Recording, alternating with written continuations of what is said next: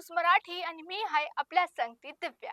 पुण्यातून एक धक्कादायक घटना समोर आली आहे. एका नामांकित विमा कंपनीतील महिला कर्मचाऱ्यांनी आपल्या एरिया मॅनेजरवर लैंगिक छळ, अश्लील टिप्पणी और नोकरीवरून काढून टाकण्याची धमकी दिल्याचे गंभीर आरोप केले आहेत. या प्रकरणी हिंजवडी पोलिसांनी गुन्हा दाखल करून आरोपी व्यवस्थापकाला अटक केली आहे. तक्रारदार महिला विमा कंपनीच्या हिंजवडी और वाकड शाखांमध्ये वरील सहकारी म्हणून कार्यरत आहे.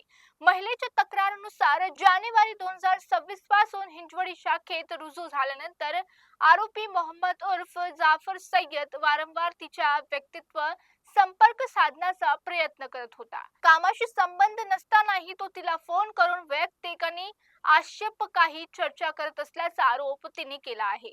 महिलेने पोलिसांना दिलेल्या माहितीनुसार 19 मे रोजी आरोपीने तिला व्यवसायाच्या कामाच्या निमित्ताने औंध येथील कार्यालयात बोलवले. बैठकी संपल्यानंतर घरी सोडण्याच्या बहाण्यात तिला कारमध्ये बसून प्रवास दरम्यान अश्लील वक्तव्य केले आणि धमकवल्याचाही आरोप तिने केला आहे. तसेच बाप कोणालाही सांगितल्याची नोकरी गमवायची लागेल अशी धमकी तिला आरोपीकडून देण्यात आली होती. तक्रारानुसार 29 मे रोजी आरोपीने ग्राहक भेटीच्या निमित्ताने तिला लोणावळ्याकडे नेले आणि प्रवासादरम्यान तिला एका ढाब्यावर त्याचे अयोग्य वर्तन केले. जबरदस्ती हात पकडायचे तसेच मद्यपान करण्यासाठी दबाव टाकण्याचे आरोप तिने केले आहे. या प्रकारामुळे घाबरलेल्या महिलेने आपल्या कुटुंबियांना फोन करून संपूर्ण घटना सांगितली.